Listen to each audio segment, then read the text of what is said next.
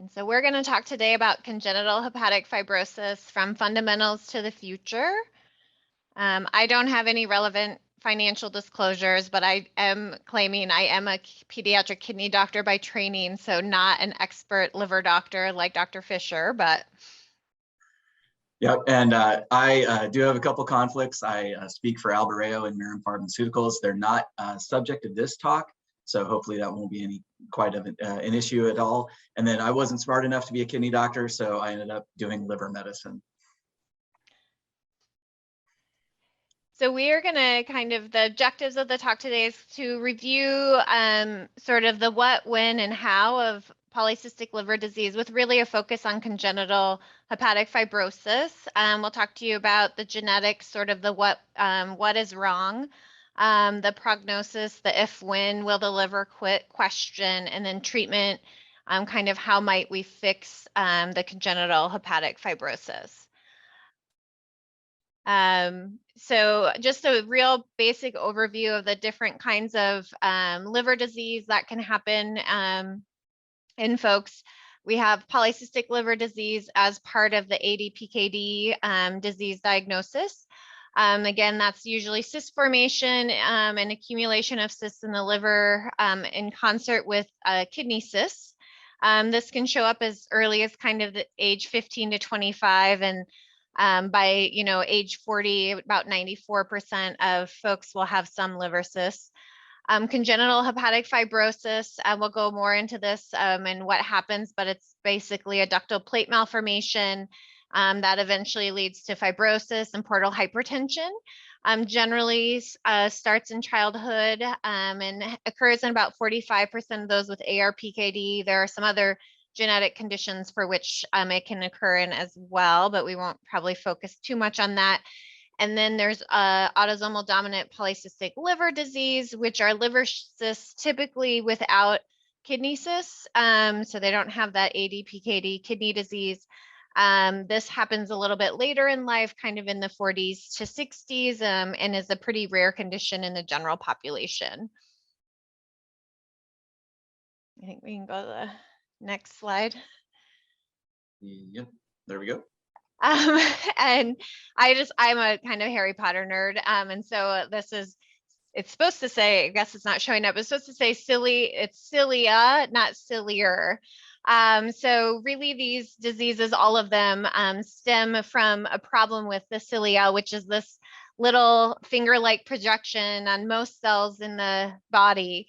And in polycystic kidney disease and in polycystic liver disease, it tends to be that something has gone wrong in terms of how the cilia functions, which then sort of translates into kind of some dysregulation of these downstream effects in the CAMP regulation pathway. I think we can go to the next slide. So really briefly, just because it's not so much the focus of our talk, and I think there was a talk yesterday about polycystic liver disease specifically, but basically in cyst formation in the liver, what we think happens, you have that genetic change either in one of the PKD genes or in a couple of other genes that can drive this cyst formation. That change leads to a problem with how the cilia functions, and you end up getting this sort of cyst initiation event where you have sort of abnormal protein formation that then affects that cilia signaling pathway, and the cyst starts to form. And then as you accumulate cysts, they cause kind of local changes around them that then lead to even further sort of abnormal signaling pathways and allow for more cell proliferation and more cyst formation as the disease progresses. And really quick, and I think Dr. Fisher may go into this in a little more depth a little further down the line, but congenital hepatic fibrosis, this is really something that occurs while the liver is forming. And so up at the top here on this slide, so kind of the A pathway is the normal sort of formation of your portal triad, or the kind of main working functioning unit of the liver. So you have your central vein, and then the ductal plate is sort of this area out here, which forms the with the bile duct precursors. They slowly, along with sort of forming these smaller veins, slowly start to kind of work in concert with these smaller veins and join up with the portal vein, and then you eventually get these kind of this beautiful mature bile duct and portal triad. With congenital hepatic fibrosis, instead you have more of this malformation of the, so basically these things that started as immature bile ducts don't undergo maturation as they should, and you end up with sort of a not beautiful artwork here, but more of like what my first grader would draw with bile ducts that don't communicate very well with the venous system, and this creates kind of ongoing fibrosis in those areas. Yeah, and as I kind of tell people that when you have congenital hepatic fibrosis, it's really those processes related to those abnormal genes and the development of that liver where the remodeling goes wrong. And you can see in the cartoon over on the right that really the portal tract and the portal vein work together to try and create nice tubes that go through our liver and with the bile ducts carrying bile out and the portal vein bringing blood in. But then when you have congenital hepatic fibrosis, CHF, you'll see that there are malformations and not just say fibrosis in the area, but also really these dilated bile ductules that proliferate and become problematic for kids and adults as they get older. When you take a look at this under a microscope, and we can do this by getting, say, a liver biopsy, you can see on the left side that there's what we would consider a normal portal triad. So that large space is the portal vein, and there's a bile duct just up to probably on the 9 o'clock side of that blue area with a hepatic artery coming in at the 12 o'clock position. And that's the way it's supposed to look. It's supposed to have that nice triad appearance with a little bit of fibrous tissue around it, which is in blue, and then normal hepatocytes encircling that. And you can see that really clearly on the left. And then when you head over to that right side, you can see what happens in CHF is that you get not just increased fibrosis, so things that really increase that stiffness in the liver, but you can see those abnormally formed and dilated bile ducts that occur because the remodeling didn't happen correctly. The cilia that Laurel talked about didn't work right. We didn't get good connections, and we have those big dilated spaces with a lot of extra fibrosis, and what ultimately leads to significant liver disease early on in ARPKD especially. And to kind of show it off again, if we did an MRI of someone who has ARPKD or congenital hepatic fibrosis, and this is one of my patients over on the right, but on the left, you can see what should be normal. And I don't know if I can get a pointer to work on this, but up at the top left-hand side of that MRI is the liver. It's kind of got a nice shape to it. It should kind of look like a pyramid basically, or a triangle on this two-dimensional view. There's a large gallbladder that you can see filled with fluid. And then you can see actually bile ducts going up into that liver and kind of making that Y shape, heading to the right and the left side of the liver. That's the way it should look. Now, if we take our eyes over to that right side, you're going to get what we see as a abnormally formed gallbladder, which is a little tough to make out on this picture. But where the green is highlighted, that's a measurement of larger kind of dilated common bile duct with really dilated ducts scattered throughout that liver and that liver parenchyma. And so if you look on those sides, you'll see kind of those big fluid-filled cysts. And this happened in, I believe this patient was only 2 or 3 years old. So you can get some really advanced disease quite quickly. This could develop more slowly over time in some kids. But again, it all goes back to those abnormal mutations. And then finally, it can just get ugly. And so this is an example. Guys, I'm so sorry.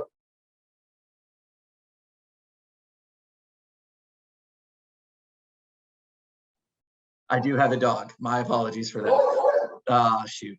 Okay, and he doesn't like the doorbell. Anyway, that said, this is a good example of a liver that's got really dilated bile ducts within it, and they show what that liver looks like if you were to take it out of someone.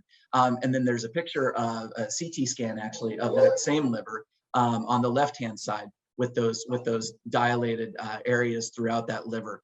And so I think that's, to us, what we see and what we know can happen, and truly represents how this disease can advance in some kids and adults. I think kind of digging down, we do want to know how does this occur, and I think Laurel's going to share a little bit more about that. Yeah, so I think I feel like part of the fun of me giving this talk is that I get to talk a lot about like the new kind of discovery things and things that I think are coming, and how sort of some of the research that's been done in the last few years has really kind of is coming to fruition, I guess, hopefully for patients.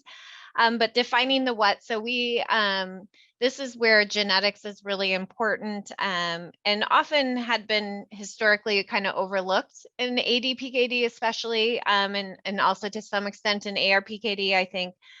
So there's lots of genes that we have identified related to polycystic liver disease and congenital hepatic fibrosis. But as you can see on this slide here, so we can find about 93% of the genetic reasons for why someone might have polycystic liver disease associated with ADPKD. With ARPKD, we're a little bit less likely to find the reason. We're kind of at the 80 to 85% mark, but it has just all the genetic testing that folks have been doing either clinically or on a research basis has led to kind of finding new genes. So the DZIP1L is kind of a relatively newer gene related to ARPKD. And then in polycystic liver disease, there's several mutations that have been found, but we still have a long way to go in terms of understanding the genetics of just purely polycystic liver disease without any associated renal disease, because at this point we really only diagnose about 40% of people, or we can only find a genetic change in about 40% of people with polycystic liver disease, despite the fact that we know it's a genetic condition. But like taking this a little bit further, so how does this help us other than kind of identifying the change so that you can talk to family members about it or that kind of stuff? And as we do more genetic testing, we learn more too about how different changes in the same gene can lead to different outcomes for people. And so this is a relatively recent study in it's in ARPKD in terms of developing portal hypertension. And not to go into tons of detail, it's a very busy slide, but what they basically learned was it's not just the exact type of mutation, like if you hear truncating or missense or that kind of thing, but it's also where that change happens within that gene protein structure. So what that's showing over here, kind of up at the top, it kind of says exons and amino acids. And so the color coding on these survival charts on the right-hand side are based on which amino acids were affected by that genetic change. And so what you can see here is that folks who have a genetic change that leads to an amino acid change in kind of this later part of PKHG1 are more likely to develop portal hypertension. So that's what this curve kind of shows, is as time goes on, the faster it goes down, the more likely you are to have portal hypertension by a certain age. And then that if you look down at the bottom, you'll see that there, again, sort of in similar fashion, that depending on where your gene change was in this amino acid, you'd be either less likely to have any hepatic complication or more likely to develop a hepatic complication, depending on where your gene change is. So this can help doctors, maybe like Dr. Fisher, say, maybe I only need to see you once every couple years or 3 years because you're in a group that, you know, is less likely to develop significant liver complications. Or maybe I need to see you a little bit more often because you're in this group that generally develops liver complications kind of at an earlier age in time. So then we take this one step further with all the genetic testing that we're doing. And this is a recent paper where they basically now can grow hepatic organoids. So in this paper, they take stem cells from patients who had ARPKD. The most common ARPKD mutation is actually what they use in this paper. These are actually normal organoids. So they grow, they take the stem cells differentiate into a little kind of mini portal triad. And so they form a bile duct, they form a portal vein, an artery, and they form hepatocytes. So that's kind of what these pictures over here on the right-hand side show you, is kind of similar to Dr. Fisher's normal slide that he showed you for the portal triad. Here you have, it's not zoomed in quite as much, but there is your portal triads that these little mini organs are forming. Here's your hepatocytes. And these stainings basically kind of show you, yes, there's hepatocytes, and yes, there are these kind of portal triads that these organoids can form. And so I'm going to let you go to the next slide. And so then what they were able to do is, again, they took the most common genetic change in PKHD1 in this experiment and developed organoids using that, or with that gene change in the cells. And as you can see, you get a lot more of that kind of disorganized appearance to the little organoids. We don't form, here's the control groups with their nice kind of portal veins and bile ducts. And here you can see, again, it looks like Dr. Fisher's picture that he showed you of the congenital hepatic fibrotic liver. Again, very disorganized. And they also found that, because again, these ducts are supposed to kind of, as they mature, they're supposed to be fewer of them, but instead in this experiment, because you're left with kind of these immature bile ducts that don't kind of resorb like they're supposed to, in the affected organoids, they have a much higher fraction of duct material. And then they can look at those and say, well, what's different about these cholangiocytes that form those portal or those bile ducts and healthy ones? And where are they different? What cell populations are affected? And then that can start giving them an idea as to sort of what changes at like a signaling pathway standpoint are they seeing that might give you an idea of what pattern, what pathways that you could target for treatments. It would allow you, if you had a drug that you were kind of using to target something, you could follow the expression levels. So all of these, this is a single cell experiment. So they were able to, A, kind of shows the breakdown of the different types of cells they found in the organoids. But you can see over here in B, the control versus ARPKD, that there's different kind of breakdown of cell populations. So there are extra cell populations in ARPKD that you don't find in the control organoids. Also, similarly, you find some control populations of cells that you don't find in the ARPKD population. And so again, you can look at, like, for instance, this population 9 and say, what kinds of cells are these? What's different about them than maybe their kind of normal control group organoid cell?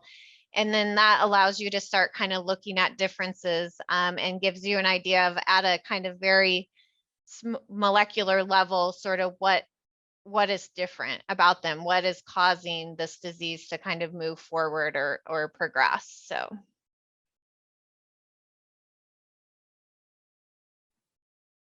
Yeah, and it's tough because, as you said, Laurel, there's a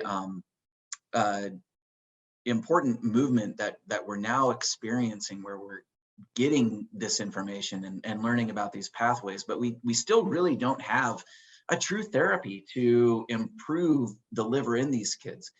And what we'll end up doing is, as liver docs, when we get to see them, is that we'll focus on trying to manage and minimize some of those long-term complications as best we can.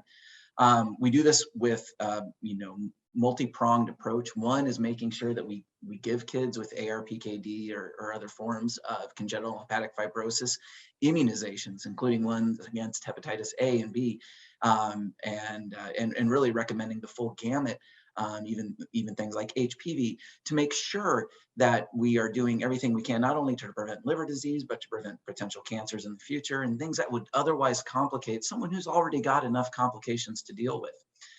We'll monitor the growth of the kids that we see, their development and the nutrition that they have.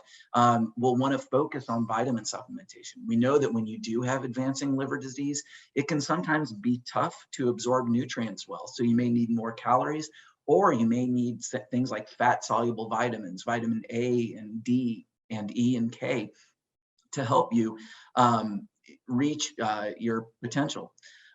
We'll certainly counsel everyone, and I know that Dr. Willig and her group would do this too, but we would always recommend that they avoid alcohol, that you avoid unhealthy lifestyle choices with highly processed or high sugar containing foods and drink that could lead to obesity.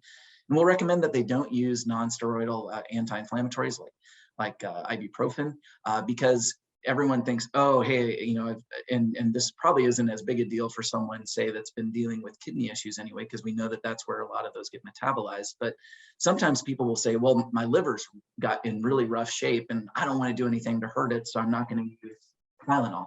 Well, actually, acetaminophen or Tylenol is okay for use in someone with advancing fibrotic liver disease. Those liver cells themselves are actually still working well, and we'd prefer that someone use that as opposed to doing something to hurt the kidneys or make it more difficult to clot, which we know that those things like ibuprofen can do. And then finally, there's going to be some real basic stuff that we talk to our patients about, including trying to stay away from high contact sports to prevent any kind of damage from occurring related to portal hypertension, where the liver gets kind of sick and makes the spleen larger. We'll talk about that in a couple minutes. But that large spleen could potentially rupture if it gets hit really hard during high contact activity, and that can be devastating to a child. And then finally, there's just some things that come along the lines when you might need an antibiotic because you do have that big dilated bile duct sitting in there. That's kind of like a hot tub for a bacteria to maybe create an infection. So they may need something, if they get a fever and have high liver numbers and some pain over on that liver side, gosh, probably need admission for some IV antibiotics. And we can even use some other medications to try and help bile get out as easily as it can. Those things that we call kind of bile thinners or choleretic agents like ursodiol can be useful. But again, nothing that can really change at this point the fibrosis and the progression of that fibrosis that we see. And here's just a nice cartoon about what we mean when we talk about fibrosis and the portal hypertension that can develop with congenital hepatic fibrosis. And the cartoon simply shows just a really roughed up liver, kind of looking lumpy and bumpy. That's what happens when it gets that fibrotic tissue in there. It kind of scars up and creates what we call cirrhosis, or that advanced fibrosis. And you can see on the cartoon, the portal vein is marked. Well, that portal vein's trying to put blood into the liver. Unfortunately, when the liver is really scarred and beat up, it becomes a traffic jam, and it's hard for that blood to get through there. That blood is coming from our intestines, our stomach, our esophagus, and even our spleen to get into the liver. And what happens is when that has, a backup, when it's a traffic jam, you'll see that those veins get larger. It's not a big deal for the most part, except for right around the food pipe, that esophagus, and the top of the stomach, where those veins can get large enough and the wall of those organs is thin enough that they can actually bleed. So sometimes, if one of those does bleed, you'll see a child throw up blood or have a bloody stool, and that can be a pretty dramatic event. Similarly, that spleen is trying to push blood into the portal vein and into the liver, and if that's backed up, that spleen will get enlarged, and that's what I just talked about, something that could rupture potentially and be devastating for a kid as well.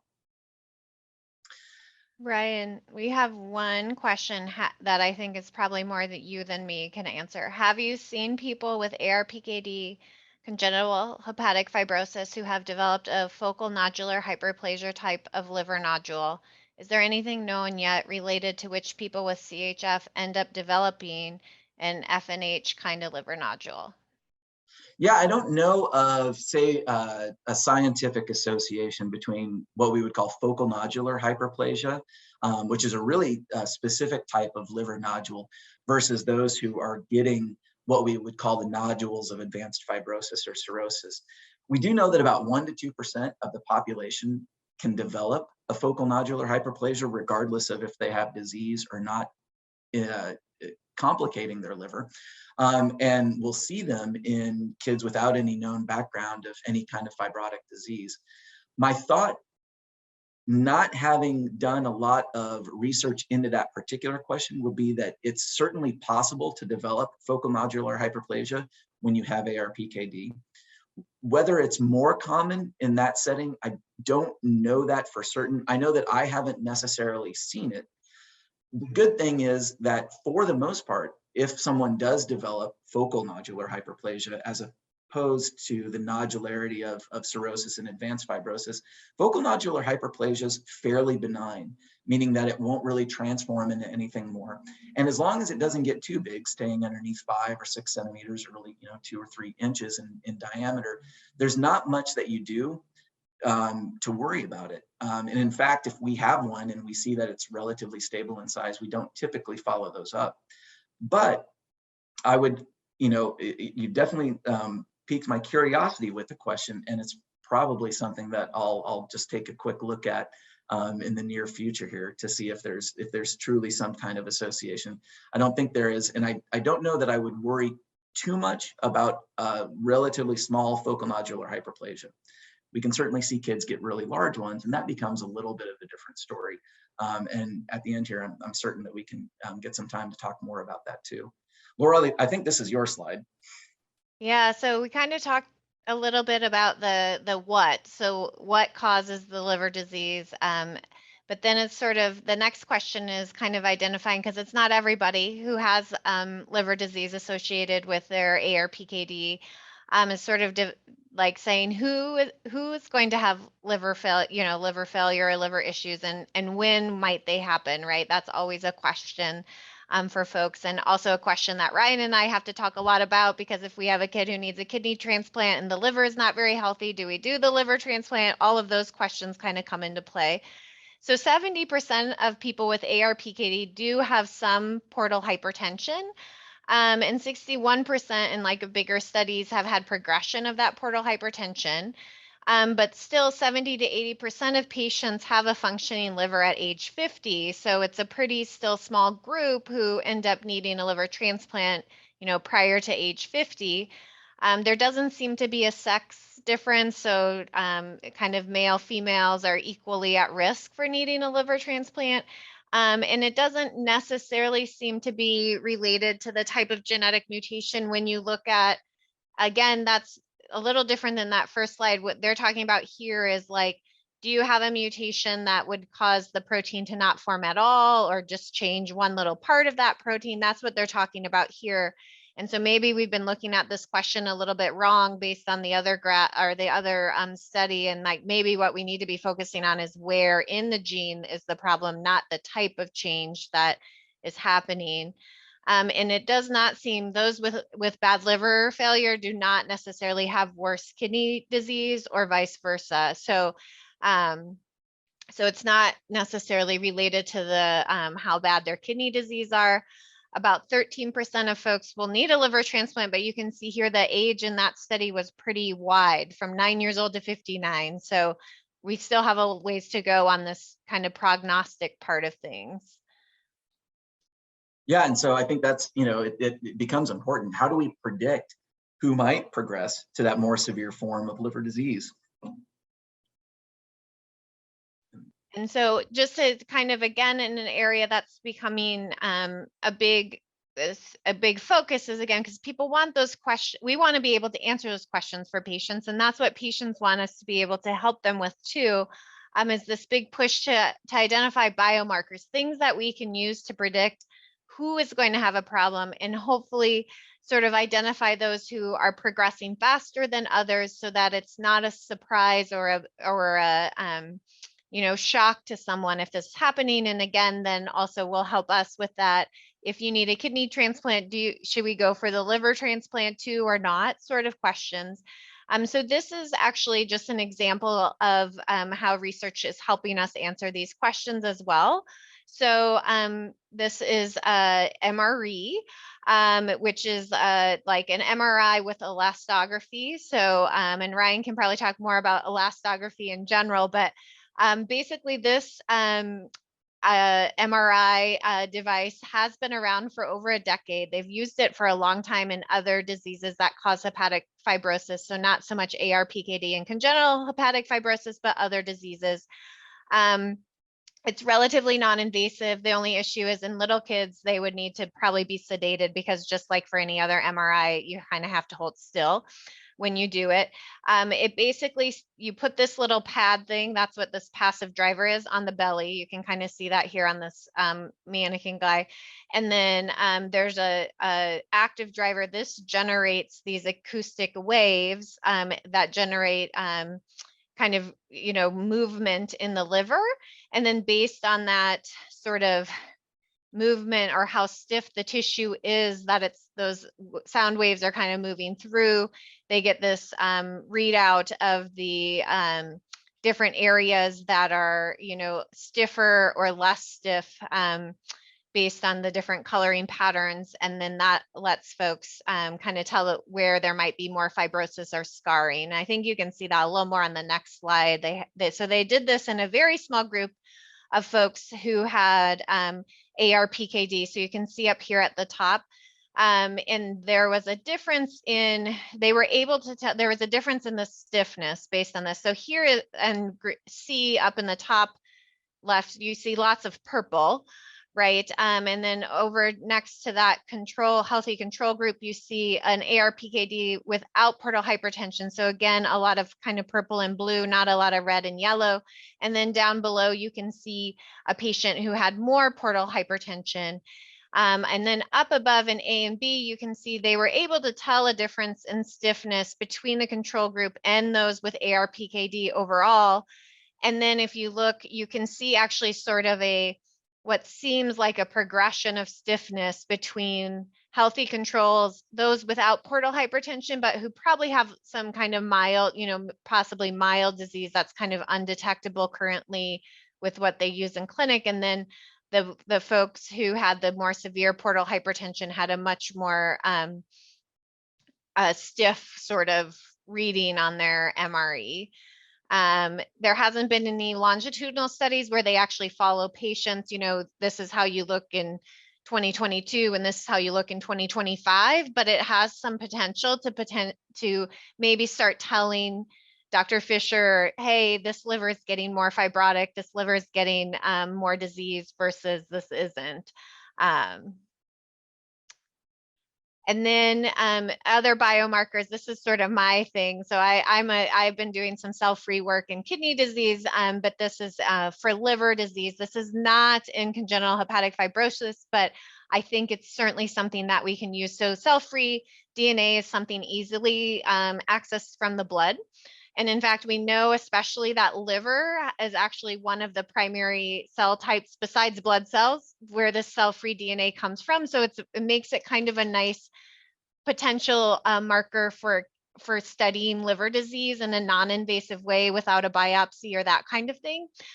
So you can take that cell-free DNA from multiple different cell types, and using the methylation patterns actually say this DNA came from the liver, this DNA came from the spleen, this DNA came from white blood cells, by just looking at its methylation pattern.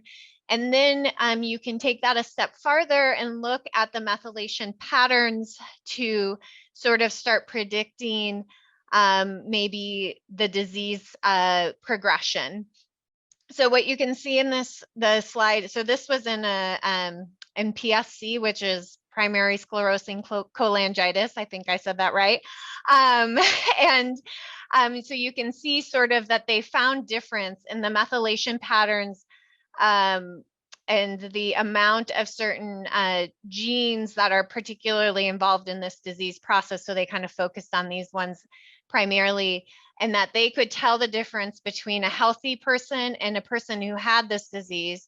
But not only that, they could tell the difference between a healthy person, a person who had kind of early onset, like earlier disease, so not as severe yet, and late kind of fibrotic liver disease related to this condition. And so it may also serve as, because we already get blood work often on folks who have ARPKD and congenital hepatic fibrosis. So it may be something in the future, again, something we can track to say, like, this looks like it's getting worse. This looks like maybe it's time for some more imaging or that kind of thing based on what we're seeing. So I think we're going to see a lot more of these biomarkers in the future to try to help tell us when things are getting worse, and will also probably let us study, again, how you respond to therapies and that kind of thing. And then really the current therapies are supportive for the most part. Dr. Fisher probably is more expert at this than me, but variceal banding, systemic shunts, you can take out parts of the liver that are primarily, fibrotic. If it's just partial, some places, sometimes the liver has more disease than other parts of the liver. You can take those out if they're causing a lot of problems, and then ultimately a liver transplant. Yeah, and that's where we really do try and help out as much as we can in the management of these kiddos. Is that we make sure that we get involved as soon as we can. I love it when Laurel sends patients to us for us to see, just even if it's early in the disease course. It's something where we can start off by saying, not only just introducing ourselves, becoming part of the team, but check that exam and look for any of those clinical findings, like a big spleen or maybe some prominent vessels on the wall of the abdomen that would say, things maybe look good on paper, but I'm wondering if there's more to the story. We can check blood work, looking at lab studies, including platelet counts, to see how big that spleen is. The platelet count drops as the spleen gets bigger. You can check INR, which is a measure of coagulation, to make sure those liver cells are doing their job and making the proteins that help us clot. You can check the bilirubin and the GGT, which are enzymes that are associated with the bile ducts. When those go up, we tend to think that there's more stress on those ducts that we need to worry about. And certainly we can do imaging. We tend to use ultrasound a lot, but I love what Dr. Willig mentioned about the fact that we have MR technologies and even ultrasound technologies that can measure liver stiffness. And I feel like those need to be a part of our management of these kids, and something that we love to do on a regular basis when we do get to see a kid with ARPKD or CHF. And then finally, there's some things that Dr. Willig mentioned just prior, including varices, where we can go ahead and do a scope. I'm a GI doc in addition to being a liver doc, so we can do a scope and look to see if those things are developing. We can sometimes see that, hey, things look good, or that they're getting a little worse over time. And again, these are things that may not show up even on the exam or the imaging or the lab work, and it all becomes part of a large component of just making sure we're looking at every single aspect of the patients that we see. This is a good example of a scope that we might do. On the left, that is a normal looking esophagus. That's the way it should be, nice and pink. On the right, that is an esophagus that has large varices within it. And you can even see some signs of a little bit of bleeding there, where these varices have gotten so big that they get a little bit leaky. I don't know if this person came in for vomiting, but at this vomiting blood or having bloody stool, but this would certainly be someone who could be at risk for that. The good thing is, when we do see that, we can help, because we can take our scope and actually kind of, for lack of a better word, suck the varix into a small plastic cap and then throw a rubber band around it. And that can eliminate that varix. And while it doesn't take away portal hypertension or the liver disease, it can eliminate some of the risk that we might associate with a bleeding episode like that. This one is a good example of this shunt surgery that Dr. Willig talked about, where we've got a cirrhotic liver, and we can see that the blood going into it is having a hard time, but you can reroute that blood. And so you can see that vein coming from the spleen is now going down into the renal vein, and then it goes through the system. That's a complicated procedure, but it could be something that works if the liver's otherwise doing okay and we don't think this person is ready for transplant or isn't a good transplant candidate. There's some other options that can definitely be discussed with your team. 5 minutes. Oh, thank you so much. But there are certainly good reasons for considering liver transplantation, including recurrent bleeding, recurrent infections, or maybe just the face of renal disease needing a transplant. And what we know is that, as Dr. Willig mentioned, when you get earlier disease and you have more disease up front, you get a higher likelihood of progression to transplantation. That's something that we have to keep in mind when we see someone at a young age have a lot of liver injury. Now they're probably going to have a harder time holding on to that liver and not needing a transplant in the future compared to someone who maybe presents later in life. But what's nice to know is that patient and liver survival following transplant is excellent in congenital hepatic fibrosis. This is old data. It's gotten even better since then, where I look at families myself and say, I'm expecting 100% survival of you and the liver that we give you. We know that there's things that affect that, but really staying above that 90% line is important to every single program and every single person that manages kids with this type of liver and kidney injury. So then really briefly, just what's on the horizon. And this is where the hope lies, I think, and why we do our jobs. But from all of those cell experiments and DNA experiments, they have generated a lot of pathways that we know are disrupted in congenital hepatic fibrosis. So you can see them all here. And then there are currently treatments being developed, oral or IV treatments for several that target kind of several of these dysregulated pathways that that people are either trying or studying in animal models, which are the little mice, or there's been some even clinical trials in people that are either ongoing or just completed. So I think there's a lot of room for hope on will we have other therapies besides just waiting until you need a liver transplant for this.